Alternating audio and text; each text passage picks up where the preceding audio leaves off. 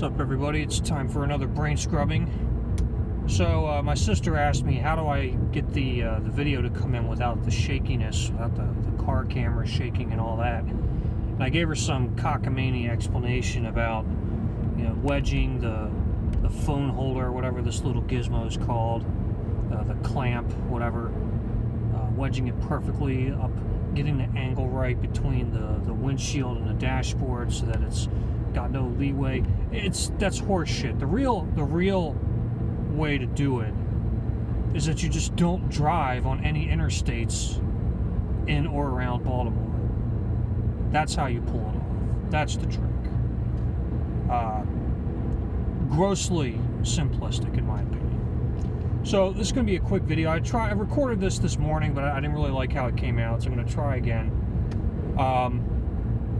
So in the last few days, it's turned out that it's a pretty bad time to be a fan of a thrash metal band fronted by a guy named Dave, for two specific reasons. The big one that most people probably know about is, of course, that Dave Mustaine has been diagnosed or has revealed that he had throat cancer, or has throat cancer. And I'm not surprised, and don't take this the wrong way, but considering how he sounded in a lot of the recent live footage, I'm not shocked at all. I'm kind of surprised that it's taken him this long to come out and reveal what's going on. But then again, he is a gargantuan egomaniac. So anyway, he's, from what it's not a secret that he's a difficult guy to put up with over time. And that he's just got a very caustic and it's a personality, which might be why I kind of like him so much. He's basically, by most accounts, just a big asshole. And if you look at, I don't know if there still is, but I'm pretty sure there used to be just a list, like a Wikipedia page, a list of Dave Mustaine's feuds with other bands. And really just, it can be summarized. If you're a thrash band that's sold more than 3 records between the years 1980 and 2019, you have been in a feud with Dave Mustaine at some point, in some way, shape, or form, or a member of his family, or whatever. Doesn't change that he's immensely talented. I think he's a great guitarist. I think he's better than both of the guys in Metallica, which he would have no problem telling you. But that's neither here nor there. The point is, I guess the long-winded point of this review is that it's the old dilemma of separating the artist from the art. And when I bring up the next story, I saw that phrase listed specifically, and how it's kind of like a trigger for certain things. So, I mean, it's a lot easier in this case because I don't want anybody to get throat cancer. That sucks, and I don't want anything bad to happen. I hope he gets better. I think Megadeth as a band is done. I know he said that he's progressing nicely, and that he's going through the treatments, and the other guys are together putting some new material together. I don't buy it. I mean, dude, you're pushing. I think you're past 60. I'm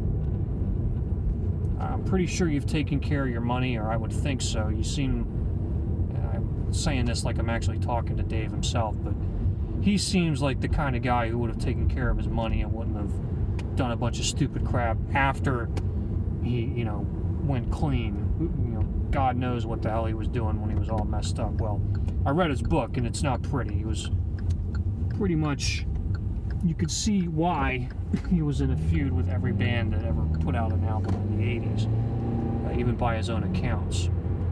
So, still having said that, it's one of those cases where, in that particular case, I've had to come to grips with the fact that one of my musical heroes is a raging asshole, and that you have to just take that for what it's worth. I mean, a lot of geniuses are. I don't know if Dave Mustaine falls into the genius realm, but he's certainly one of the most influential persons in metal ever, in my opinion. But I hope he gets better. I mean, I would like Megadeth to put new material out if it's decent. They've been very, very hit or miss over the last few years. Although I liked Endgame, and I thought United Abominations was pretty good. Basically, everything since the system has failed has been solid, with the exception of Super Collider. I started listening to that for I couldn't even get through that record. I don't think I've ever actually listened to the whole thing. So yeah, I mean, that's one of those cases where I think it's a lot easier to divorce the artist from the art and just kind of compartmentalize and just sort of be able to wish him well, even though you might not like him personally. On the other hand, you've got Dave Disanto from Vector, which is a much lesser known band. They had a few records out. They were really on the rise. Very, very talented group. I think they started out in Tempe, Arizona, eventually relocated to Philly. And in 2017, they put out a record called Terminal Redux, which is this really epic, spacey, sci-fi, concept album, not rock opera, but concept album about this extra-dimensional astronaut and all this weird metaphorical shit. But they write really, really long songs, intricate songs. They have a very distinct tone, distinct parts, and they're just very talented guys.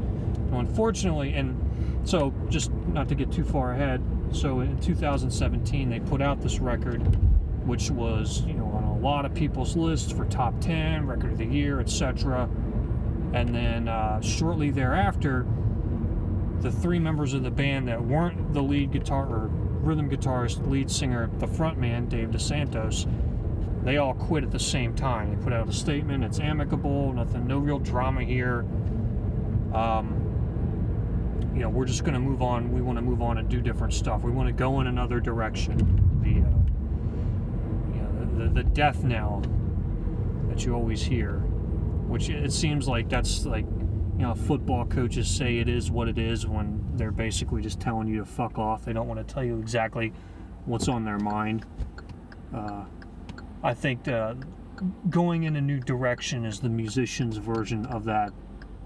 I'll call it a cop-out. You don't want to air out what's actually going on, which in this case, if it turns out to be that the main guy is a raging alcoholic, abusive shithead, and he's been beating on and messing around with his wife and just kind of tormenting her for years now. And so she finally had enough, got him on tape. That got released. I don't know all the details of the story, whether she leaked it or if somebody just got their hands on it. But she did come out with a statement, basically, which rang with a lot of battered wives, which that's a creepy, crawly term. I don't really like it, but it's the easiest way to get your point across for that particular situation. So, basically like women in a lot of abusive relationships where they just justify the behavior of the abuser. So, this video is more about that situation than anything else. It's easy to just get over the fact that, okay, Dave Mustaine's an asshole, but he's a great guitar player. At least he doesn't throw his wife on the bed and then slap her with a phone or whatever the fuck happened here. So that's where it goes. Can I listen to a Vector album again and just think the same way? All right, it's more. There's more involved in my thought processes beyond this guy's voice. Kind of gets on my nerves because Dave Disanto's voice is an acquired taste, as they say. It's sort of like if you're familiar with the later Death albums, the Evil Chuck sound, like the real high, shrieky, raspy, what? Pain will I take? Like that kind of vocals. That's kind of close to what Vector does. So, it's going to be, it is more difficult to just think of it solely on the merit of the music. Now, it's kind of like, I mean, I'm sure you could apply this dilemma to any art, but, like, for example, I find it hard to watch Chinatown knowing that Roman Polanski fucking statutorily raped a 13-year-old girl and had to flee the country. That kind of thing. But still, that's not Jack Nicholson's fault. That's not, shit, what's her name? I'm blanking on her name. The lady from Chinatown. Faye Dunaway. It's not her fault, but it's still, if you can, I guess if you can defer the blame or the guilt for the main lead on the project, I guess, can I just sit there and say, all right, I'm going to listen to Recharging the Void because I love that song. It's 13 minutes, goes everywhere. It's really cool. It's this epic closer to this album. Knowing that at least 3/4 of the band, pretty sure, are decent, okay dudes. I haven't heard anything bad about the other guys. But the main guy that wrote all this music, got it all off the ground, and is sort of the creative driving force behind this whole enterprise, he's a piece of shit. So where does it end? I mean, it's a real dilemma. I mean, I'm not the kind of guy, I'm not going to burn the CDs, I'm not going to throw them out, and I'm not going to, like, post a video of just how disappointed I am.